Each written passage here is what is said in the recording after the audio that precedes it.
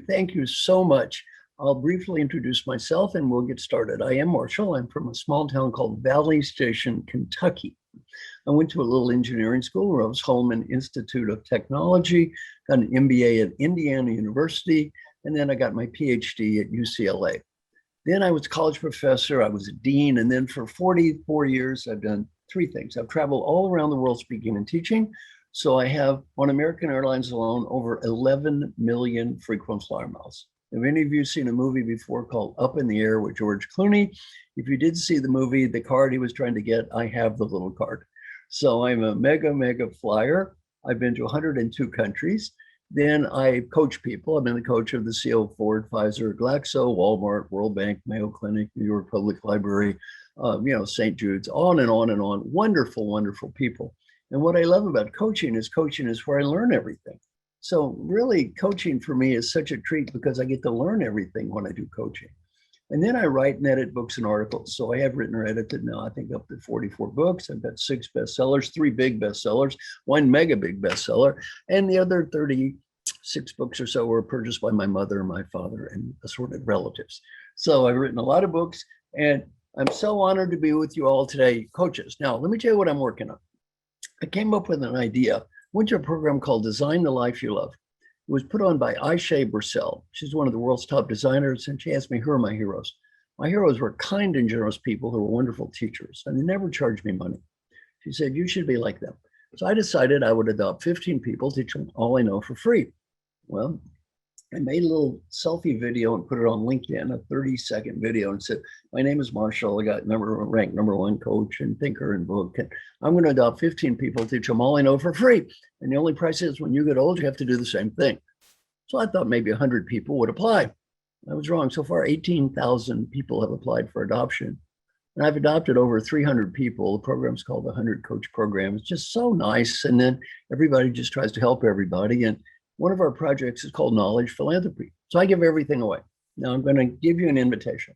All of my material you may copy, share, download, duplicate, use in church, charity, business, use any way you want to use it.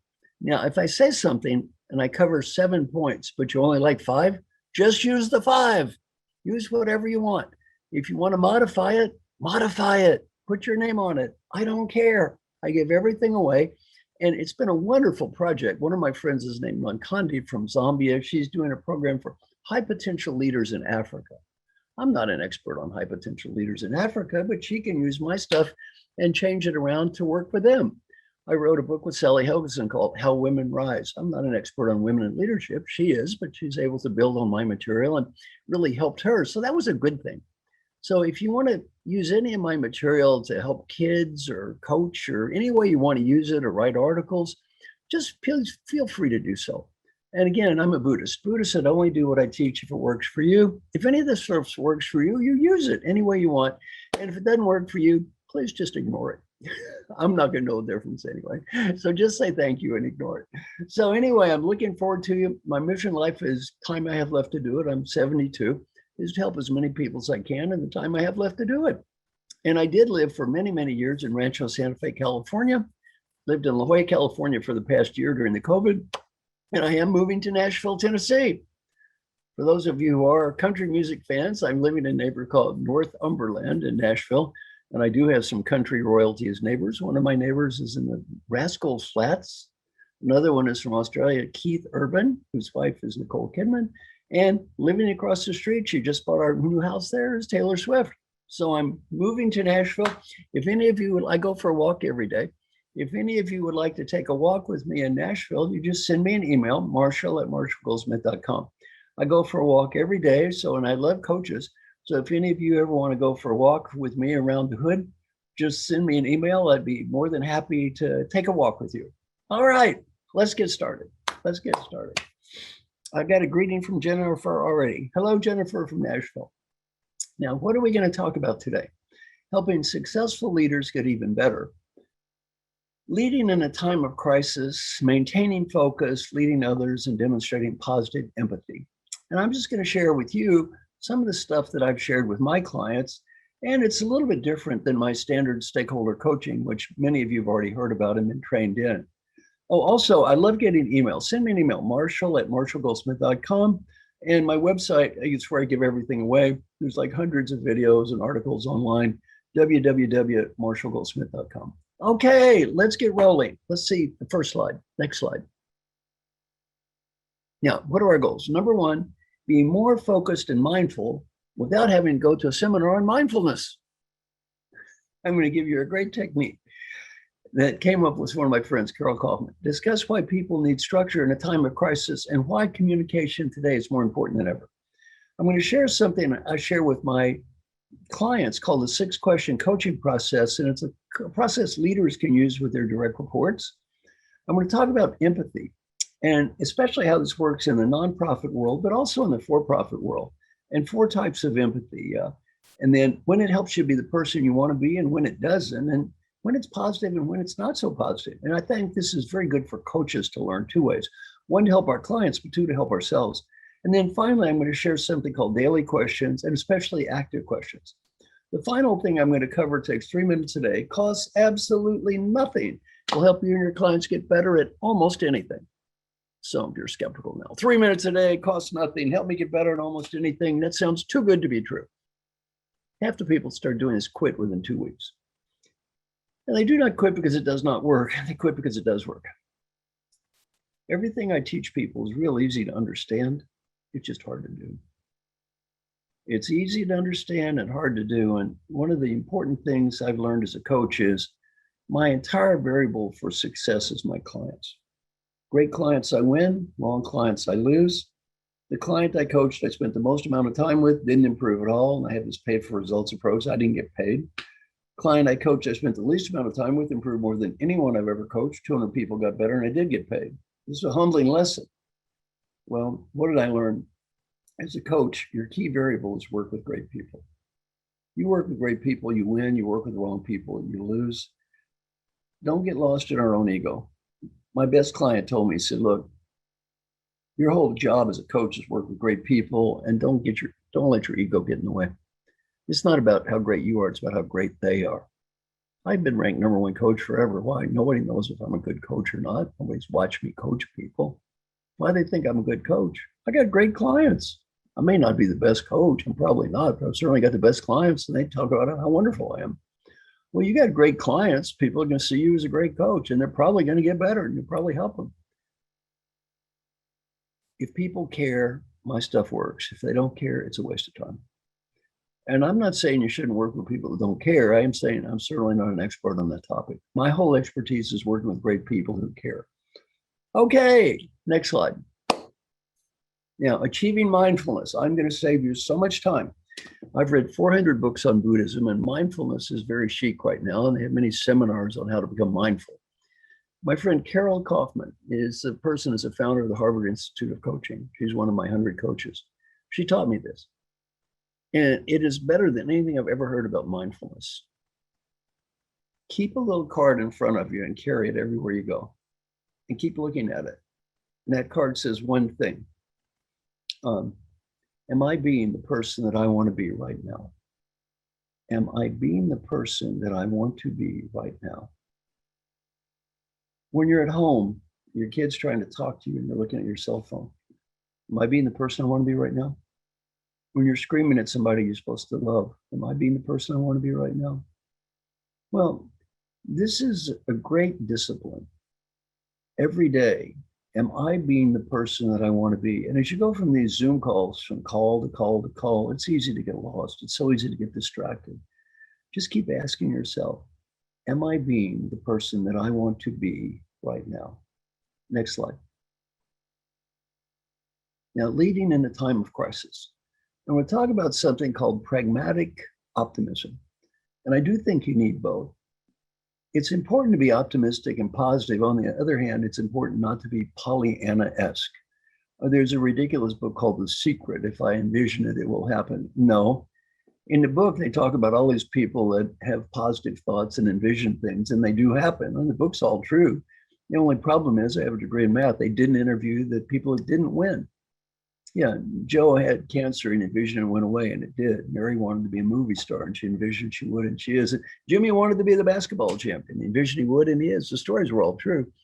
course, everyone that lost had the same vision, and every waitress in Hollywood envisioned being a movie star. And a lot of those people died. Nobody interviewed them. It's good to be optimistic and it's good to be positive. It's also good to be realistic at the same time. One thing I teach leaders during this period of change, very important to be authentic. And you can't just give pep talks.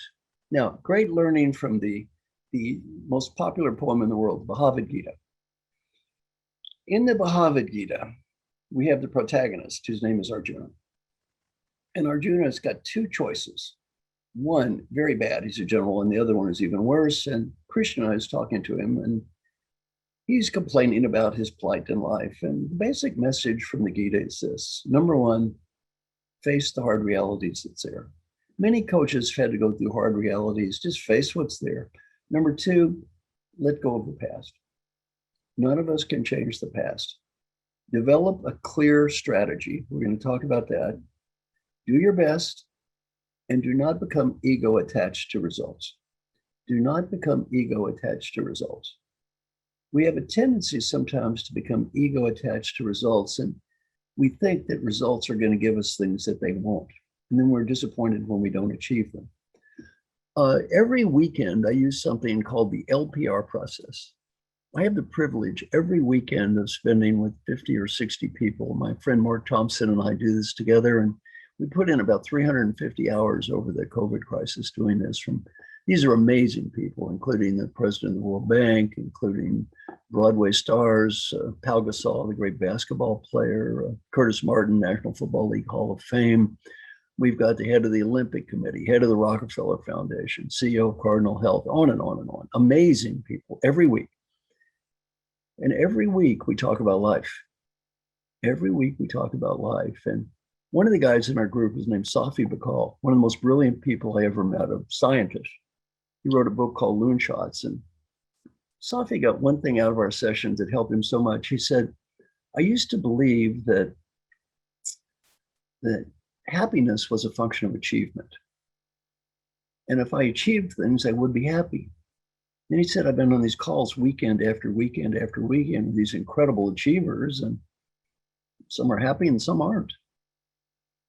And my big breakthrough is when I realized that happiness is not a function of achievement. You can be a high achiever and be happy, or be a high achiever and be miserable. You can achieve nothing and be happy, and achieve nothing. Happiness and achievement are independent variables. And he said that one breakthrough helped change his life. The great Western myth is, I will be happy when I get the money, status, BMW, condominium, get that next client. I will be happy when, get that PhD, when. Not true. There's a book that always shows people and they struggle hard and they achieve something, and the book always has the same ending. It's called, And They Lived Happily Ever After. This book is called A Fairy Tale. Well, that's not the way life works. In life, we're constantly starting over. We're constantly being reborn, and we're constantly given a new chance. And what I've learned from working with incredibly high achievers is just because you achieve something doesn't mean you're going to find meaning next week, and it doesn't mean you're going to be happy. I've worked with CEOs, Olympic athletes, all kinds of people. And you know what?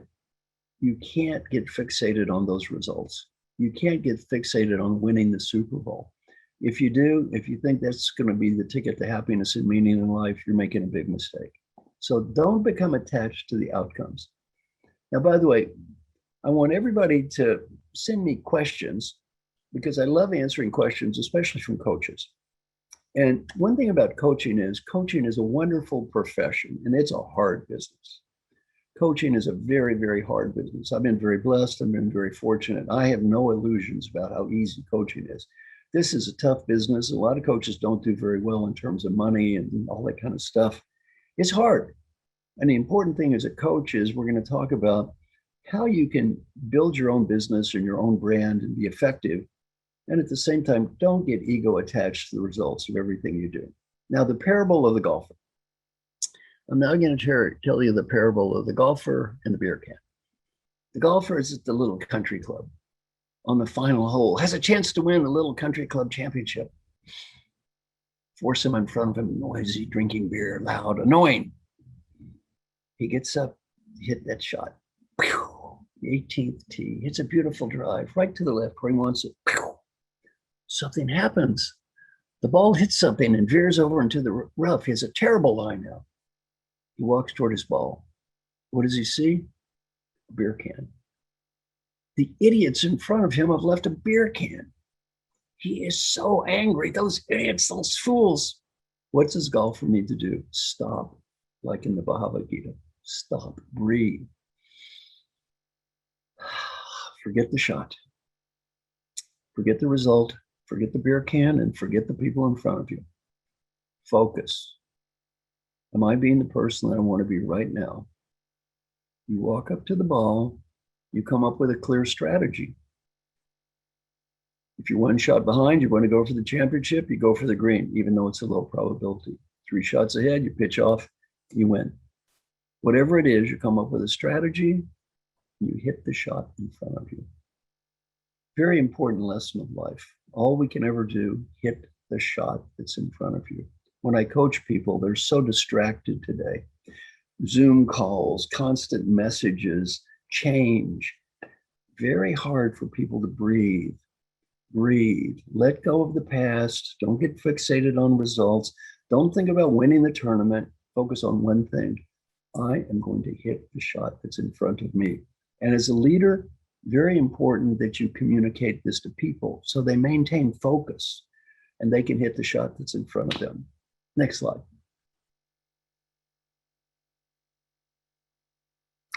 Now, making peace with tough decisions.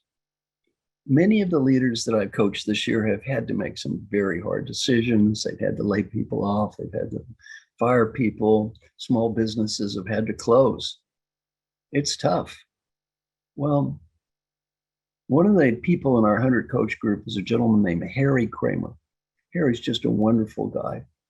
And he's a former CEO of Baxter. He's one of the best business school professors in the world. He's a professor at Northwestern now. And Harry was asked a question in our meeting.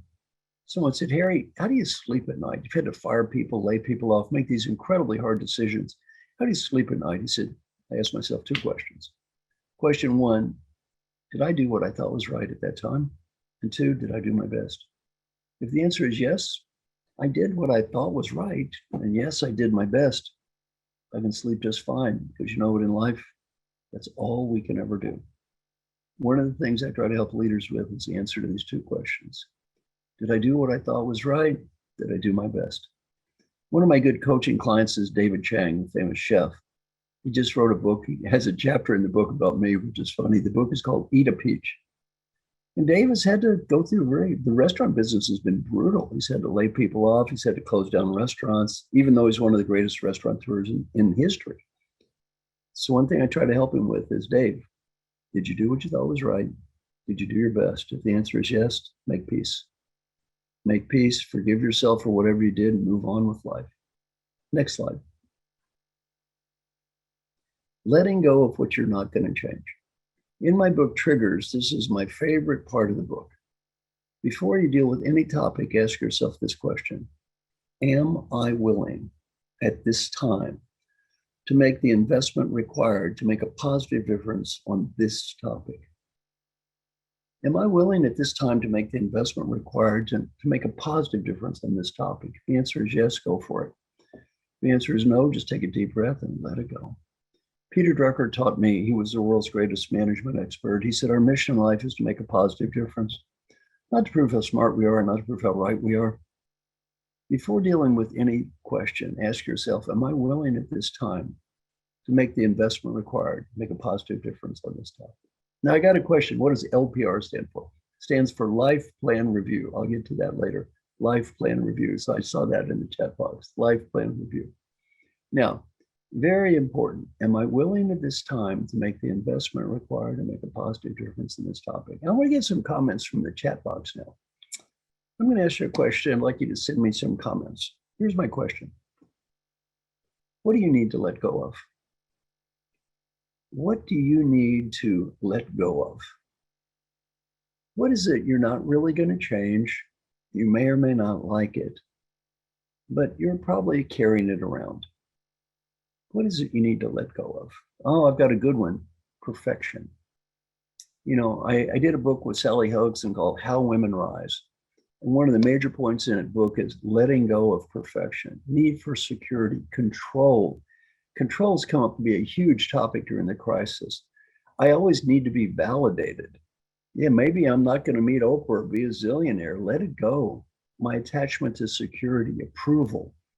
Ask yourself this question: what is it I need to let go of? What is it I need to let go of? And then addiction to achievement. This is a good one. Am I willing to make the investment required to make a positive? And the answer is yes, go for it. If the answer is no, don't. You see, here's one thing we should be very blessed for as a coach. My mission in life is simple. I just want to help you have a better life and help the people around you have a better life. That is all. That is all. That's all I deal with. I'm not an expert on the environment. I was the coach of the Nature Conservancy. He's one of the leaders in the environmental movement. I've never stopped anybody from starving. I'm the coach of Jim Kim, who probably saved 20 million lives. Certainly not a chemist, but I'm the coach of Pfizer. I came up with a drug that stopped COVID. Well, what we're blessed to be in a coach is you don't have to be everything yourself. You don't have to be an expert on every topic. Just help great people. And if you have to help great people, that's it. One person said, let go of having to be seen as a great coach. You have great clients. You have great clients. You have to worry. You have to worry. You probably will be seen as a great coach because they're going to make you look good. If you have the wrong clients, don't worry.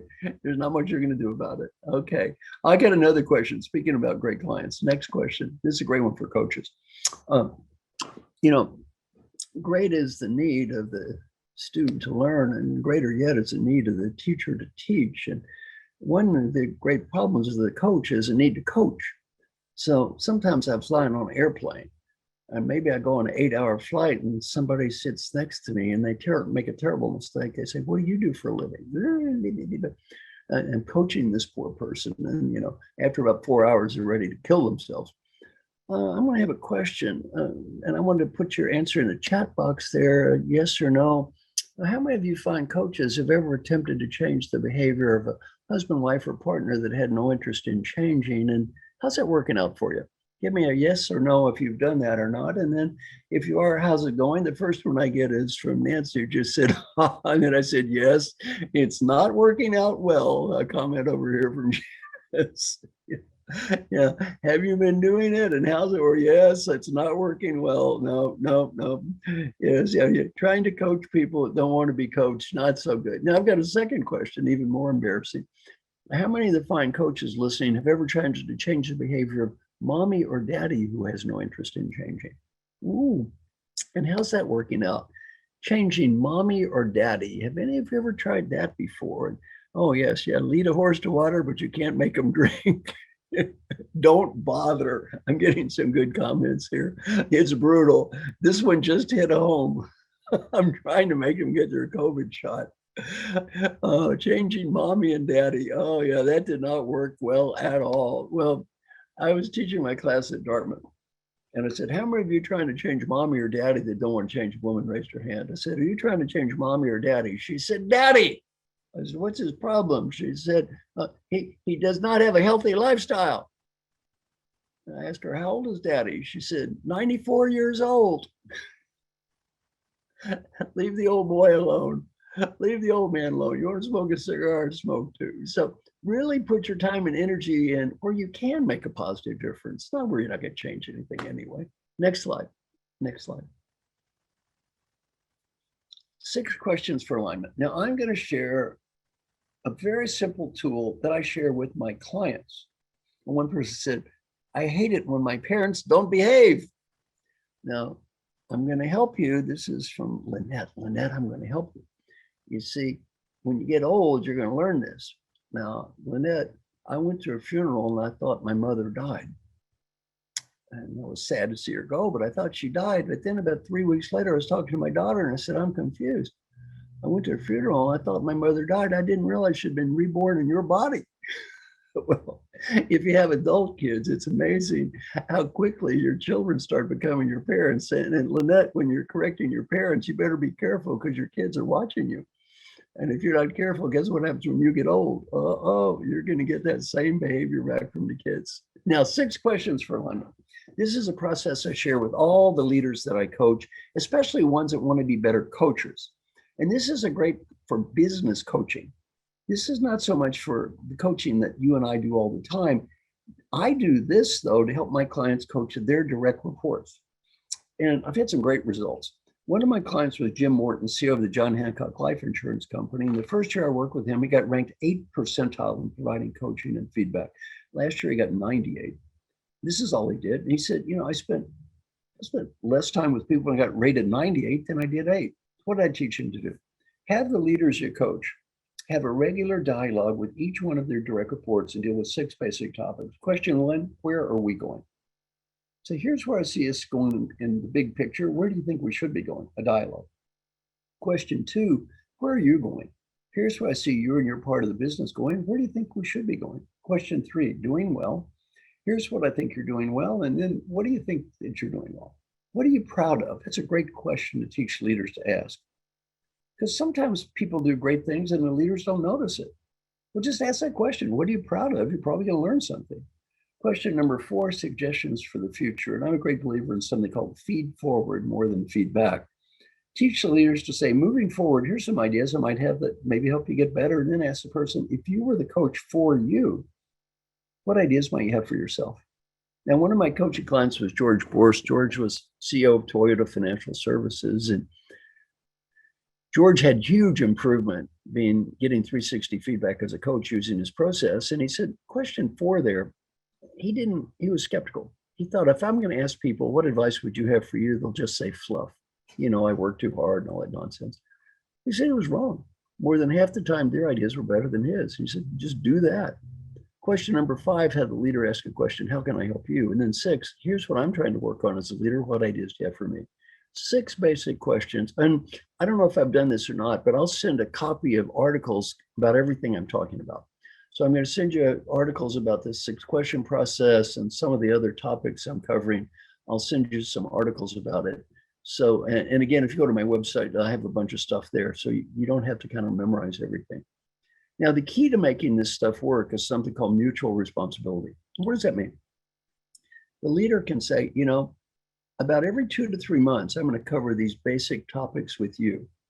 Then say, if you ever feel any ambiguity, confusion, or doubt, I want you to talk to me. Because if I do my job every 2 to 3 months and you do your job in between, there's 0 reasons we should have any problems. Well, during periods of crisis and rapid change like we've just gone through, this stuff doesn't become less important, it becomes much more important. And this is a great process to teach leaders so they stay aligned with the people that they're working with. And again, a key to making this work, mutual responsibility. The leader takes responsibility and the people being led take responsibility for alignment. Next slide. Empathy. Now I'm going to talk about empathy. Very interesting topic, especially for coaches. Coaches tend to be people who are big on empathy. I, up until last year, just thought empathy is good. Sounded positive, things like sensitive, kind, nice. Empathy is a good thing. What does empathy mean? It's our ability to understand, feel, care about, and act on other people's thoughts and emotions, putting ourselves in their skin, in their shoes, and being able to understand what's going on with them and feel what they feel and care about their feelings and act on this. I thought, well, that empathy is such a good thing. Now that I've studied empathy, I realize it's sometimes very positive and sometimes not positive at all. I'm going to talk about empathy in general, and then maybe some of the observations I've had with coaches specifically around this topic of empathy. Okay, next slide. Empathy, mirroring what we see and feel in others. Now, we all tend to have one of my great friends I talked to today is Martin Lindstrom. Martin Lindstrom is a world's expert on the topic of branding, and he told me about mirror reactions. We all have these mirror reactions to what's around us, and like advertisers, they produce these emotional responses that impact us in ways we never thought of.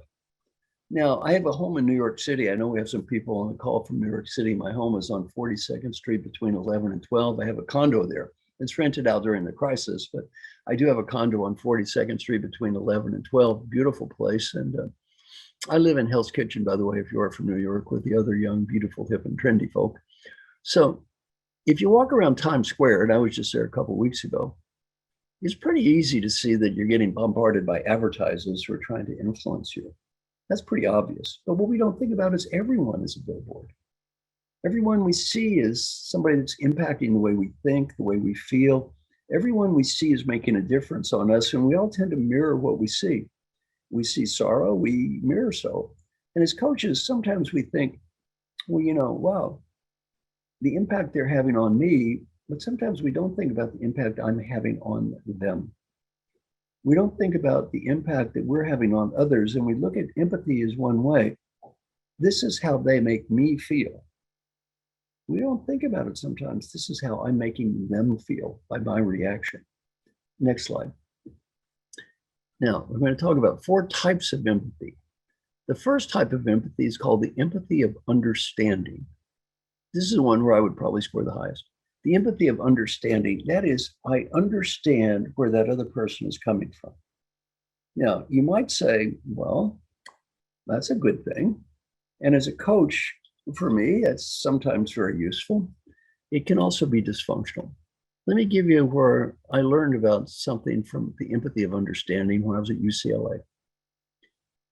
I was getting my PhD at UCLA, and I was 20-something and full of myself. And I thought I was hip and cool, and I was above things like impressing others and showing off. And I was into deep things. I was a hippie, deep, very deep.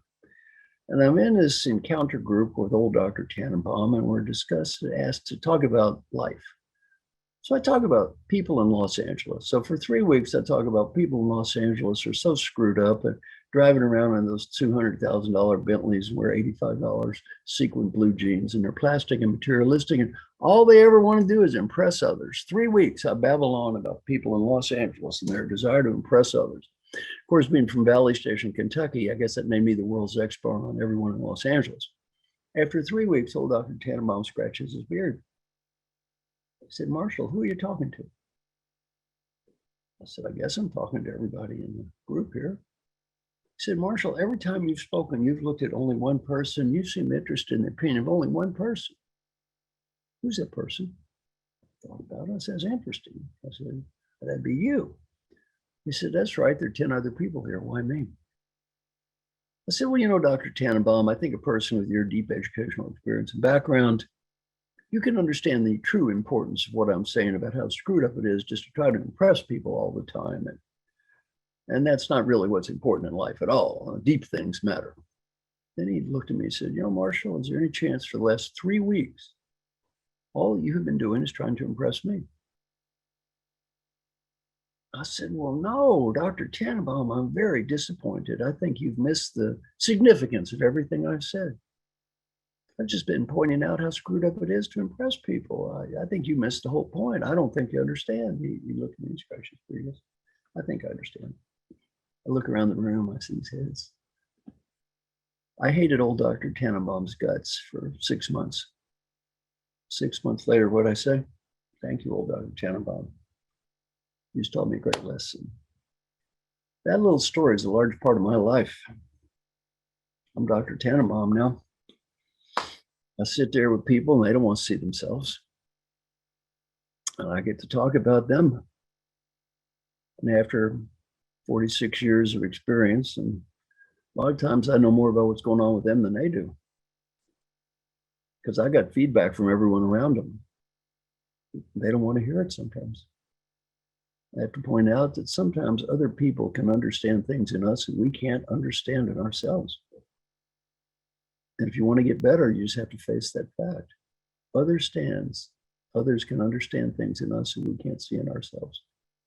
Now, this empathy of understanding can be very positive as a coach. It can be negative. For me, I'm good at it. I can use it like a parlor trick, though, just to make people look silly or to prove how clever I am or deep I am. And it's very important. Also, psychopaths are very good at the empathy of understanding. Propaganda people, advertising people, why they're able to manipulate people because they understand why they're doing what they're doing. So understanding could be very positive as a coach, could be negative. Be careful how you use it. The second empathy I'm going to spend on, very important for coaches, the empathy of feeling. Just if you can, put something in the chat box.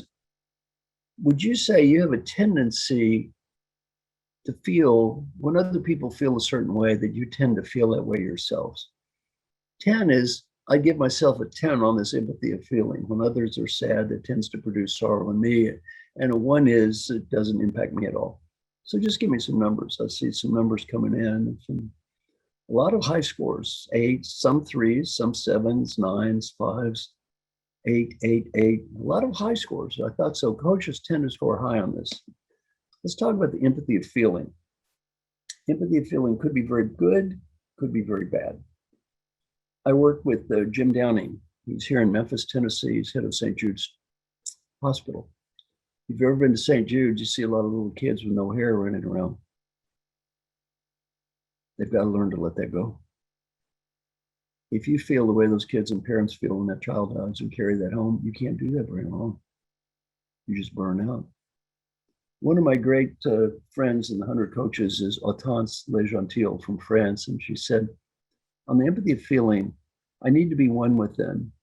As a coach, I need to be able to get away. I need to see them from the outside. I don't need to keep carrying around their pain. Well, the empathy of feeling is really an interesting variable. You need to have it to a degree. You can't carry it home with you. You can't carry it home with you. Why? Because if you do, all of a sudden their pain is your pain. And the worst thing you can do at St. Jude's Hospital when you're around those kids dying of cancer is sit there and start crying. Your grief does not make them feel better. It just makes them feel worse. Now they feel like I'm making people around me miserable. So it's good to think of this empathy of feeling. And as Watan said, I need to be able to be one with them, but not stay there. My friend Nankandi said, I need to be able to see the tornado, not be in the tornado. The third empathy is empathy of caring. I care about what's going on with you, and coaches tend to be disproportionately high on this one. Could be good and could be bad. I'm going to tell you a story about the empathy of caring that's very, very counterintuitive. And this is from, of all people, a hedge fund manager. You think they're not the most caring people in the world. A hedge fund multi-billionaire. So I'm watching these two hedge fund guys interview each other, and one is worth about $1 billion at the time. The other's worth $3 billion. And the billion guy says to the 3 billion guy, why don't you have a fund anymore? You could make a fortune. Everybody looks at you. You're a hero. You know what the old guy said? I started caring too much. And I said, when I was young, I made billions of dollars for my clients. But he said, I also lost billions of dollars. And when I was younger, it never bothered me. But when I got older, well, it started hurting me. I realized these are people's retirement accounts and they need this money. And I started getting more and more conservative. And he said, I became much less effective. I started caring too much. I became much less effective when I started caring too much. Why is it that surgeons can't operate on their kids and partners? They care too much. So caring is a positive thing. On the other hand, also you can't carry it home. My friends that are Dr. Patrick Frias, head of the head of the Rady Children's Center, he can't carry that caring for the parent and the kid home with him. When he goes home, he's got to be upbeat and positive. He's got to think about his wife. He's got to think about his children. And so it's good to have this empathy of caring to a point. On the other hand, as a coach, to be effective, you need to be able, like the surgeon, to let it go and do what you think is right and not be influenced by your emotions too much. The next empathy is the empathy of acting. I want to do something about your situation. Could be good. You're helping people. You're doing something about what they need. Could be very positive.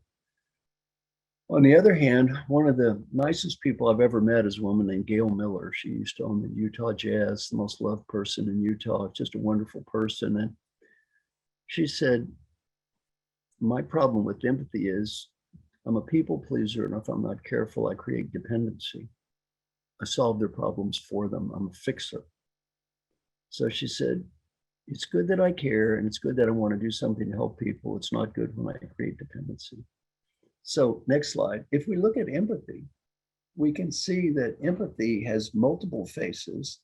Some are functional and some are dysfunctional. Understanding as a coach, I need to understand what's going on with my clients in order to help them. And I need to sometimes know that I need to know more about what they're doing than they do. That can be positive. On the other hand, I can use it in the wrong way. It can be used against me in the wrong way. The empathy of feeling, I need to be able to experience what my clients are feeling, yet I can't become that. If I do, I'm no longer that effective. I need to care about my clients. I can't carry that around with me all day. If I do, I'm going to wreck my own life. And finally, I need to do what I can to help people, but I also, as a coach, don't want to create dependency. I don't want to give them all the answers. I need to act to help them. I need to be sensitive how and why. Now, I'm going to ask some of you to make a comment in the chat box right now. I just gave you a little talk about empathy, and you're a coach. What's the one thing I said that you found to be the most helpful to you in terms of what I just said about empathy? What was most useful to you? And if you can just write a comment on the chat box. And the first one comes from Kim, finding balance. I think that's a very, very important point, finding balance. Okay, anybody else? What did I just say that maybe was helpful to you as a coach? Let me look at some more of the comments that are coming in. Check my motivation. See the tornado, but don't be in the tornado. I'm going to tell Nankani that. My own empathy can become dysfunctional. Yeah, this is very good. You need to be able to walk away and leave it behind. There's a continuum. Find the right balance. Healthy boundaries. That's a good term, boundaries. Empathy in action. As a coach, I'm not here to, quote, fix people. I'm here to help people. Very good. Create boundaries. Don't take on feelings. If I feel what others are feeling too much, I'm shut down by their emotions. So very, very good comments. Okay, next slide. Next slide. Special challenges in the nonprofit world, and I do a lot of nonprofit work for free, and that is, you know, the empathy of understanding. We can make excuses for other people's lack of progress. There's a book called Why Women Marry Sociopaths, and it's about people being empathetic. And what happens is they're so empathetic, they excuse their bad behavior. Empathy of feeling, can't let go of their pain. Empathy of caring, burnout, and also acting, being a people pleaser. Next slide. Next slide. Now, this is so helpful to me. One of the people in our Life Plan Review LPR group is Telly Leung. If you've ever seen a play on Broadway called Aladdin, Telly played the role of Aladdin for 3 years, every night. And this guy is so deep. I learned so much from him being in our little Life Plan Review groups every week.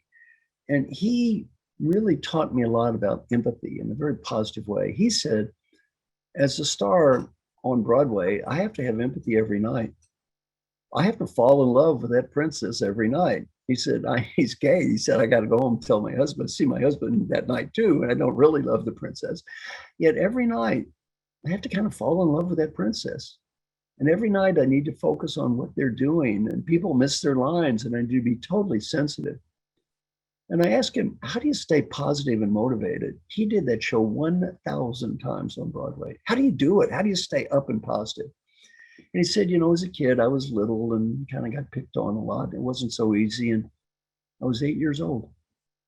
And I went to a Broadway play and was singing and dancing and music. And it was so wonderful. And I was so happy. And it was such a positive moment for me. I thought, gee, I would love to do that someday. And he said, every night I go out on stage, I think of that little 8-year-old boy. It's for you. This is for you. Well, it's just a great way to demonstrate positive empathy, is to think of that person and say, this is for you. And he also said this, he said, authentic empathy is not carrying around grief. It's not signaling how sensitive you are. Authentic empathy is one thing, focusing on what that other person needs. Focusing on what the other person needs and asking yourself, am I being the person I need to be for you right now? Am I being the person I need to be for you right now, not next week or last week or what happened to me. Am I being who I need to be for you now? And he said to me, that's the definition of true empathy. So I like that. Good learning from a Broadway star. Next slide. Now, it's okay to need help and structure. One thing I'm so proud of as a coach is coaching used to be about fixing losers. I really work to make coaching about helping winners. And one thing I'm proud of in my book, Triggers, 27 major CEOs endorsed that book. Now, why am I so proud of that? 30 years ago, no CEO would admit to having a coach. They weren't ashamed of having a coach, embarrassed. These 27 people are big people. I'm CEO of the year in the United States. I need help.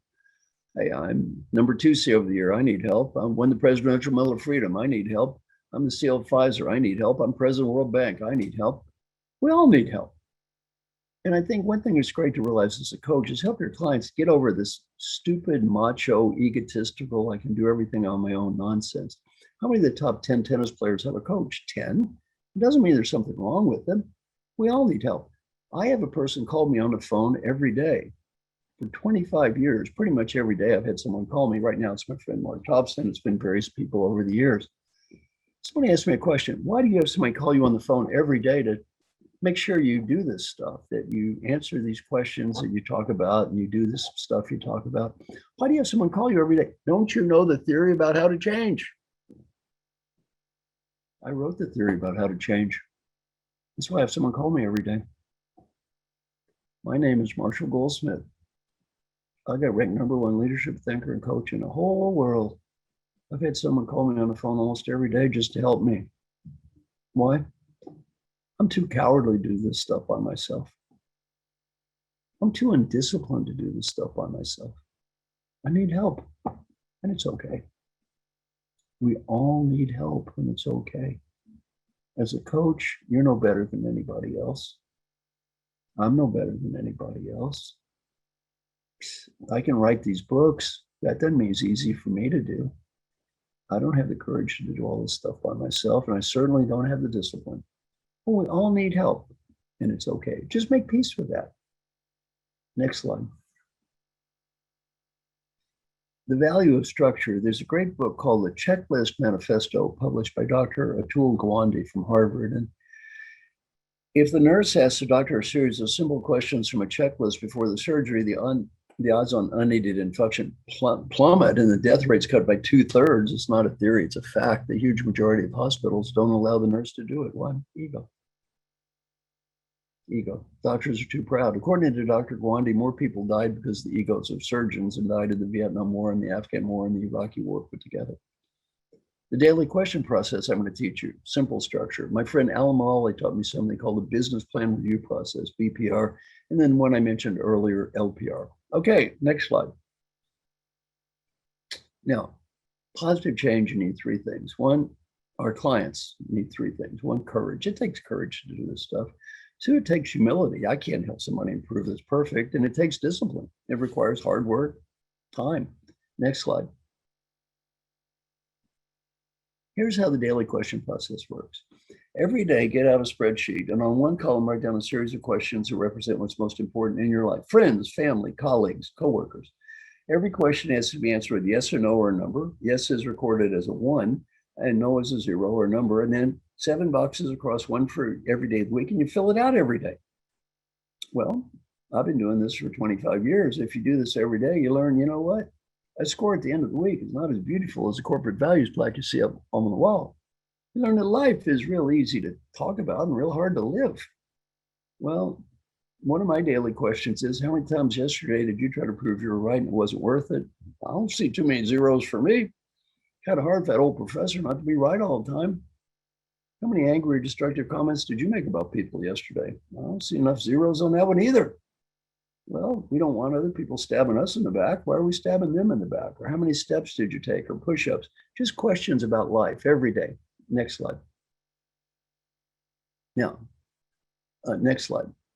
My daughter Kelly is here in Nashville, and she's a professor at Vanderbilt. Some of you may have actually seen my daughter Kelly before. She graduated with honors from Duke University, and she was on the TV show Survivor Africa, the 3rd season of Survivor. She worked with Mark Burnett in LA for 2 years. And after that, she did casting for Survivor, Amazing Race. And she went back to college. She got 2 master's degrees and a PhD from Yale.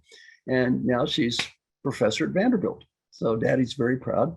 My daughter Kelly taught me something called active questions.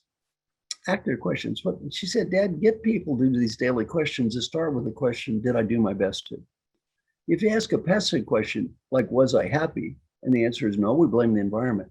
The active question, you take responsibility. And these active questions have really made a difference. And I'm going to share our research on this, which is amazing. Next slide.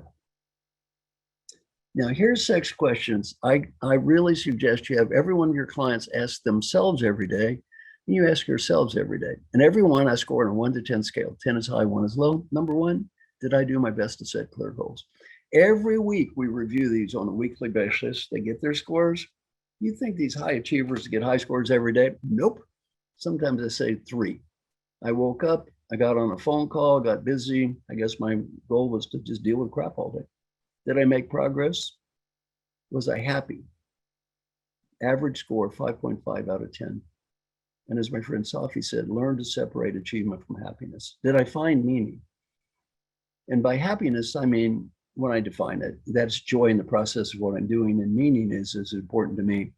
Did I build positive relationships, and was I engaged? Every day. Next slide. Now, research on this is pretty amazing. Next slide. And I can send you the research article about this. We did a 2-week study where we just had people ask the questions every day. Next slide. And what do we learn? When people did this, we did 95 studies. 34% of the people said I got better on everything. Happier, more meaning. 67% said I got better on 4 items. 91% said I got better at 1.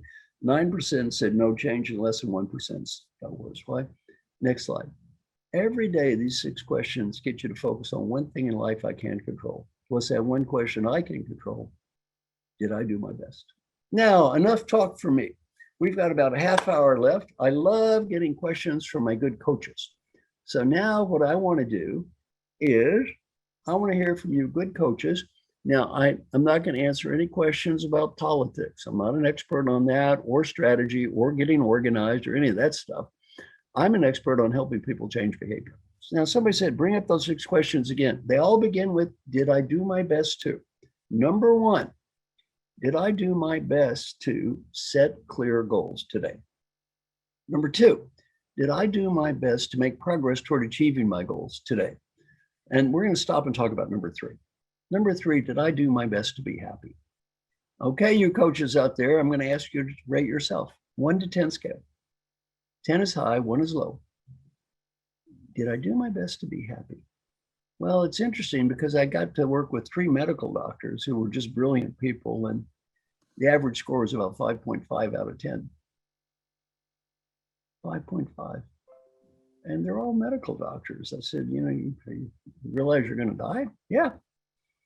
Well, yeah, a lot of our behavior is unconscious. So we're getting some good scores from some of you coaches. That's a good idea. Well, let me give you a high score. Get a high score on did I do my best to be happy? In my new research, I've proven we're all going to be equally dead here. Last time I checked, we're all going to be equally dead. So do your best to be happy every day. Did I do my best to be happy? The next question, did I do my best to find meaning? Did I do my best to build positive relationships with other people? And did I do my best to be fully engaged? Did I do my best to be fully engaged? Now, yes, much of our behavior is unconscious. And what's good about this is it makes your behavior conscious, and people actually don't feel worse. They feel better. I've got a lot of research to support that. Okay, let's have some good questions.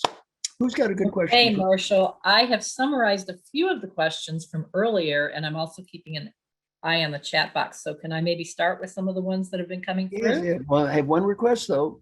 I love getting questions one at a time, though. Okay, give me the first one. All right. So the first one has to do with empathy and feeling. So a lot of people have asked different versions of this question, but the general gist of it is, do you have any techniques that you recommend for those of us that do find ourselves getting overly empathic and sort of falling in to the emotions of our clients, even though we know intellectually we should have bigger, better boundaries? Any suggestions? Yes, and that is, every time you take a breath, it's a new me. So I want you to take a breath.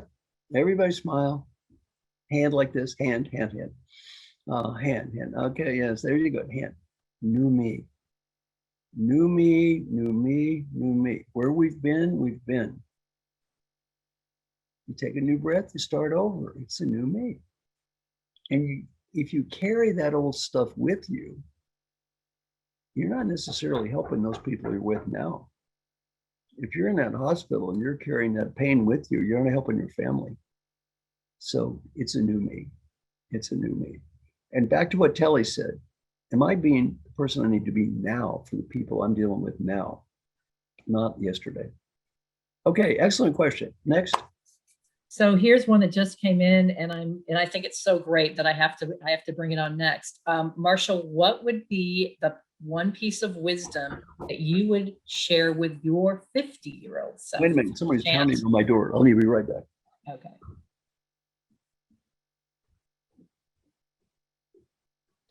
So for those of you that are thinking of questions, you can put them in the Q&A box. And what I'm doing is I am sort of summarizing them. So many of your questions are similar to each other, and I'm taking sort of the gist of them. Okay, my apologies. Now I'm back. Okay. All right. So What's the question again? is, if you could travel back in time and talk to your 50-year-old self, what is one piece of wisdom that you would share with yourself at that age? Excellent question. And you know what? I wouldn't change anything. I wouldn't even make the trip. Here's why. I was brought up very poor in Valley Station, Kentucky. We had an outhouse the first 4 years I was in school. My high school was ranked number 3 from the bottom in academic achievement in Kentucky. The odds on me ending up where I am from there were close to 0. Anything I changed, the odds on making things better would be close to 0. The odds on making things worse would be close to certain. Did I make mistakes? Thousands of mistakes. The problem is you learn from mistakes. If you didn't make the mistake, you didn't learn from the mistake. So in my case, I'm good. I'm good. I love that. I'm not going back and suggest any changes here. I'm good. I'm sticking with what I got here. It's just fine. Excellent. Okay, so here's another question. So you talked at the beginning about having great clients. And I know as coaches, we all want to have great clients. And some of us have many great clients, but some of us have some clients that aren't so great, and we would really love for them to be great. Any suggestions, or is it possible for us to inspire some of those not so great clients to care a little more and become great clients? Excellent question. I'm a realist. Look, you got to do what you got to do. Sometimes people need money. Yeah, you got to make a living here. I'm not naive. I'm a very fortunate person. I'm also old. Sometimes you got to do what you got to do. Here's what I would say. If you have a choice, I would work with great people who want to get better. When I say great, they don't have to be rich or famous. They just have to be people who want to get better, right? And try. Because if they don't, you're probably going to do any good. Now, let me just imagine that a client has asked you to coach someone and they don't care. But you kind of need the money. You know what I'd say to the client? I'd say, I'm happy to work with Joe. I'm going to do my best. I'm going to tell you up front, it's highly unlikely there's going to be a lot of change here. Because Joe hasn't done one thing I've suggested. Joe hasn't followed up or expressed much caring.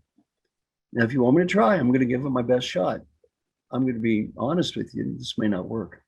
Why? Pay now or pay later. If Joe doesn't get better, you're going to get blamed for it. If Joe doesn't get better, you're going to get blamed for it. So you pay it now, you pay it later. So my advice is just tell the truth up front. Okay. I love that. I love that. Okay, so one more. You had talked a lot about asking yourself if I have done my best. And a few people asked in the chat various versions of, oh, well, what if the answer is no? So what if I'm kind of looking back on my life and I'm going, nope, I didn't do my best. Right. What are your suggestions there? Well, what about if you don't do well? You don't do well. Now, here's the key. My group that we do this every week, everyone reports on their daily questions and they love it. Why? 2 things. 1, they have accountability. Yet 2, nobody's judging them. See, here's what is important. Accountability without judgment.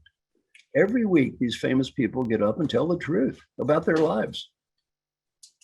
Yet no one's judging them or putting them down. They love it. Why? They've got accountability without judgment. Now, I'm going to have a little special exercise because a lot of these questions revolve around the theme. Okay, are we ready? I'm going to spend just a few minutes on be happy and let go of guilt. So I think some of you coaches may need a little coaching on this be happy and let go of guilt thing. And when coaches I'm looking at the four faces from the panelists here, and three of them at least, I see some smiles there from you panelists. So maybe some of you all can do it. I'm going to thumbs up. Maybe you can do it a little bit good. Somebody said hallelujah on the comments. So I'm now going to spend about 8 minutes on be happy and let go of guilt. Are we ready? Now I'm going to have 4 rules for the next few minutes, 4 simple rules. Rule number 1 is you cannot attempt to learn something. Smile, hand, hand, no learning. It's going to get harder. Rule 2, you can't try to be a better person for the next 8 minutes. Oh, look at that Greta's face. Oh, Greta's having problems here. Oh, look at her, Greta. Oh, I see that guilt. No, I'm watching you. You cannot try to be a better person. It's only 8 minutes, Greta. It's not going to kill you. Oh, it's going to get harder. And number 3, you can't try to help others for 8 minutes. Oh, now I see more guilt over there. Guilty looking. I always spend the next few minutes just on one thing, your own happiness and self-acceptance. Just 8 minutes. I did this with a large group of women who were coaches in India, and 3 of them just broke down. They didn't just start crying, they just lost it. Nobody gave me 8 minutes. Well, let's just take 8 minutes here. Just take 8 minutes and focus on your own happiness. Now, I want you to take a deep breath. Tell yourself it's a new me. Everything that happened before the second in your life was done by an infinite set of people. Their names were the previous me's. So I'd like you to close your eyes and think of all those previous yous. Think of all the gifts they've given the you that's here right now. And think about how hard they tried and all they did to help others. Open your eyes. Now, if any group of people did that many nice things, what should you say to those nice people? Now, I want you to put your hands like this. Thank you. Now, did they make a little mistake or two? Who is the first person we need to learn how to forgive? I've asked thousands of parents around the world this question. When my child grows up, I want my child to be. One word comes up from parents more than every other word combined. No matter what country I'm in, what's that word? Happy. You want your kids to be happy? You want your parents to be happy? You want people who love you to be happy? You want your clients to be happy? You go first. You be happy. Now, I want you to think one person makes you feel bad, guilty, angry, or crazy. Just one. Can you come up with just one? Yes. I think over there, yes. Or I think you have one. Yes, you have one in your mind. Can you all think of just one? Now, I have a question. How much sleep is that person losing over you tonight? How much sleep is that person losing over you tonight? Well, that looks like a 0, a 0, a 0, and another 0. Another question. Who's being punished? Who's doing that punishing? You don't have to like that person, agree with that person, or respect that person. Starting now, you're going to tell yourself, you are no longer going to make me feel bad. Life is just too short. Life is too short. 2 monks are walking by the street. The monks see a woman and she has on a beautiful silk dress and she's crying. One monk comes over, he goes, why are you crying? She says, I have this beautiful silk dress on, yet I've got to cross the stream to get to the wedding. And when I do, I may run the dress. And I'm afraid to run the dress. I don't know what to do. One monk says, we can't help you. Can't even touch women against the rules. The other monk says, oh, to heck with the rules. Picks her up on the shoulder, carries her across the stream and drops her off. Oh, she's so happy. Thank you, good monk. Thank you. He splashes back across the stream. His colleague, the other monk, was angry. You're a bad monk, a disgusting, bad monk. The wet monk says, Why am I so bad? We're not supposed to touch women. Pick it up, you bad monk. Wait to save herself. But monk, things happen. They walk back to the home of monks, all the way back. Bad monk, bad monk. Wet monk dries off and goes to sleep. Middle of the night, his friend wakes him up. You're a bad monk. Why am I bad? Because you carried that woman. The sleepy monk says, what woman? The angry monk. The woman you carried across the stream. Sleepy monk says, oh, her? I only carried her across the stream. You carried her all the way back to the monastery. Now, these three faces that I'm looking at right now, you've been carrying some people around with you. In fact, you even brought them to this Zoom call. They don't make you happy. Next time you think about those people, take a deep breath. Leave it at the stream. Leave it at the stream. And two hard things is one, forgiving other people for being who they are. Forgiving others for being who they are. And two, forgiving yourself for some error in judgment in assessing these other people. Forgiving ourselves for a little error in judgment there. And the reason you need to forgive them has nothing to do with them. The only person you hurt is yourself. Let go. Thank you, thank you, thank you. All right. Do I have any more good questions? Yes. One of them says, I love this one. How did you become a Buddhist? What brought you to this? Well, there are many schools of Buddhism. So when someone says they're a Buddhist, it's not particularly helpful because there's so many different thoughts about Buddhism. My school of Buddhism is quite simple, and you can be any religion you want to and be a Buddhist like me. My school is simple. This is heaven, this is hell, this is nirvana. It's not out there someplace. It's in here. And the essence of life is to make peace and find happiness now. Again, not next week, not next month, not next year. Now, the Great Western Disease, I'll be happy when. Money, status, BMW, condominium, when. The idea of my philosophy is now. Be happy now. Make peace now. Every time you take a breath, you're starting over. New me, whatever we did wrong, we did. Make peace. Make peace. Do the best you can do. Start over now. That's about it. Love that. So there's one more question here, and then we can wrap up. Okay. A few people in the chat and in the Q&A have asked different forms of this, but maybe they go into a corporate client and there's a lot of focus on problem solving. So we want you to help us solve the problem. And then also there was a comment in the chat that was similar to this, but negative reinforcement. So for example, if you're doing your checklist and you get low numbers, do you have a consequence? So what are your thoughts on that?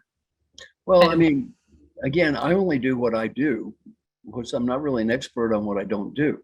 So my whole job is I just help successful leaders get better. And if it's somebody they're going to fire, I just don't work with them. Because usually if the client's going to fire somebody, they're going to fire them anyway. And coaching is this fake thing that, you know, they don't have the guts just to fire them. So they hire a coach and pretend to give a shit. And then they, you know, I try to avoid that if possible. You know, so I just try to work with great people and want to get better. And I'm not an expert in answering that question. It's a good question. That's not what I do. I love now, that. Let me wrap up. I'll finish with my favorite coaching advice in the world, and it's going to be coming from a very wise person. That's yourself. So this final coaching advice is going to come from you to you. Are we ready? For the last time, everybody smile, take a deep breath, hand. Ah. So I want you to imagine that you're 95 years old and you're just getting ready to die. Ah, last breath, all over. Right before you take the last breath, you give them a beautiful gift. The ability to go back in time and talk to the person that's listening to me right now. The ability to help the person be a better coach, much more important. The ability to help that person have a better life. What advice would that wise 95-year-old you, who knows what really mattered in life and what didn't matter and what was important and what wasn't, what advice would that wise old person have for the you that's listening to me right now? I don't just say anything or do anything or write anything. Just answer that question in your mind. What advice would that old person have for you? Whatever you're thinking now, do that. In terms of a performance appraisal, that is the only one that will matter. That old person says you did the right thing, you did the right thing. That old person says you made a mistake, you made a mistake. You don't have to impress anyone else. Some friends of mine interviewed old folks who are dying, got this question: what advice would you have? On the personal side, 3 themes. Theme number 1, I've discussed: be happy now. Not next week, not next month, not next year. Be happy now. I got a question. How old is the average person on this call? Just give me a guess. I have no idea. Do you guys want to kind of put your ages in so we can Just take a give me look? guess. Yeah, 57, 50, 40. 30, 40. Looks like probably high 40s would be a good guess, okay?